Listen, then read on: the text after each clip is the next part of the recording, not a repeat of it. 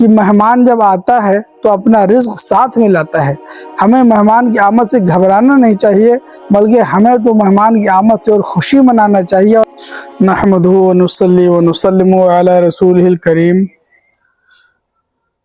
اما بعد فاعوذ باللہ من الشیطان الرجیم، بسم اللہ الرحمن الرحیم۔ اطعام و افشاء السلام۔ حاضرین ناظرین، السلام علیکم ورحمۃ اللہ تعالی وبرکاتہ۔ حضرات، آج میں آپ حضرات کی خدمت میں آقا علیہ السلام کی سیرت مبارکہ کا ایک گوشہ لے کر کے حاضر ہوں، اور وہ ہے نبی کریم صلی اللہ تعالی علیہ وسلم کی شان مہمان نوازی۔ آقا علیہ السلام کی سیرت مبارکہ میں مہمان نوازی کا گوشہ نہایت اہم اور اپنی پوری بلندی پر ہے۔ یعنی اس زمانے میں، زمانے جاہلیت میں، جب آپ نے اپنی نبوت کا اعلان نہیں فرمایا تھا اور ہر طرف بدامنی پھیلی ہوئی تھی اور بد اخلاقی، بد دینی چاروں طرف عام تھی، اس وقت بھی آقا علیہ السلام کے کردار میں مہمان نوازی کے اعلیٰ نمونے پائے جاتے تھے، اور آج بھی آقا علیہ السلام کا کردار ہمارے لیے مشعل راہ ہے۔ بخاری شریف میں ہے کہ آقا علیہ السلام جب غار پہلی مرتبہ آپ پر وحی نازل ہوئی اور وہاں سے واپس تشریف لائے اور حضرت خدیجہ رضی اللہ تعالی عنہا سے گفتگو فرمائی، تو حضرت خدیجہ رضی اللہ عنہا نے جو آپ کو تسلی دی، اس میں جہاں تمام اوصاف کا ذکر ہے آپ کے، اس میں ایک وصف یہ بھی ذکر ہے کہ آپ اعلیٰ ترین مہمان نوازی کے درجے پر فائز ہیں، یعنی آپ مہمان نوازی بڑی شاندار طریقے سے کرتے ہیں، تو پھر ان چیزوں کا خوف کیسے ہو سکتا ہے؟ یعنی اس وقت جب کہ کوئی اخلاق کے نام کی چیز کوئی جانتا نہ تھا، کوئی اخلاق کے بالکل پوری طرح سے پامال ہو چکا تھا، اس زمانے میں بھی سرکار صلی اللہ علیہ وسلم کا اخلاق اعلیٰ منزل پر تھا، اور آپ کے گھر کوئی مہمان جب حاضر ہوتا تو آپ اس شان سے اس کی خدمت فرماتے اور اس کی مہمان نوازی فرماتے۔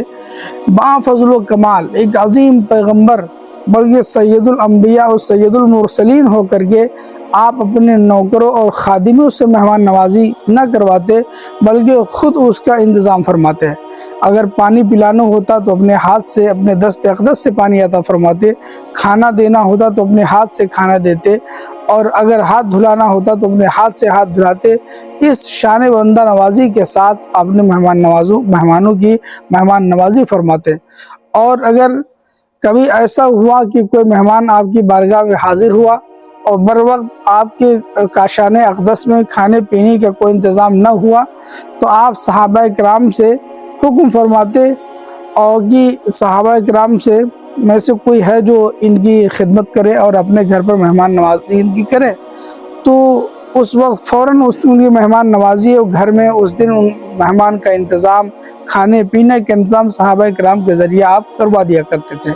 اس طرح کے جو بھی مہمان آپ کی خدمت میں پہنچتا، آپ ان کی شاندار مہمان نوازی فرماتے۔ کبھی بھی کوئی بھی مہمان آپ کی بارگاہ سے محروم واپس نہیں ہوتا تھا۔ جبکہ آج ہم معاشرے کا جائزہ لیں دوستو، تو آج معاشرے میں مہمان نوازی کے حوالے سے بڑی غفلتیں، بڑی کوتاہیاں اور بڑی لاپرواہیاں پائی جاتی ہیں۔ آج ہمارے گھر پہ کوئی مہمان باہر سے تشریف لے آتا ہے تو بندہ یہ سوچتا کہ کتنی جلدی یہ ہمارے گھر سے چلا جائے تو ہم اس کے کھلانے پلانے اور چائے ناشتہ وغیرہ سے بری ہو جائے اور فرصت مل جائے۔ لیکن آقا علیہ السلام نے ارشاد فرمایا کہ مہمان جب آتا ہے تو اپنا رزق ساتھ میں لاتا ہے۔ ہمیں مہمان کی آمد سے گھبرانا نہیں چاہیے، بلکہ ہمیں تو مہمان کی آمد سے اور خوشی منانا چاہیے، اور اللہ کی موسلا دھار رحمت کی برسات پر ہمیں خوش ہو جانا چاہیے۔ لہذا ہمارے معاشرے میں جو کمی پائی جاتی ہے مہمان نوازی کے حوالے سے، دلوں میں تنگی پائی جاتی ہے، ہم ناظرین سے گزارش کریں گے اپنے دلوں کو کشادہ کریے، اپنے دلوں کو تنگی کو دور کریے، اور اپنے گھر آنے والے مہمان کی خوش دلی سے استقبال کریے، اور 1 روز 2 روز 3 روز جتنے دن بھی رہے وہ پوری کشادہ قلبی کے ساتھ اس کی ضیافت کریں۔ انشاءاللہ نبی کریم صلی اللہ علیہ وسلم کی سنت مبارکہ کی بہت برکتیں ملیں گی۔ اللہ تعالی ہم سبھی حضرات کو سنت رسول اللہ پر عمل کرنے کی توفیق عطا فرمائے۔ وآخر دعوانا ان الحمدللہ رب العالمین۔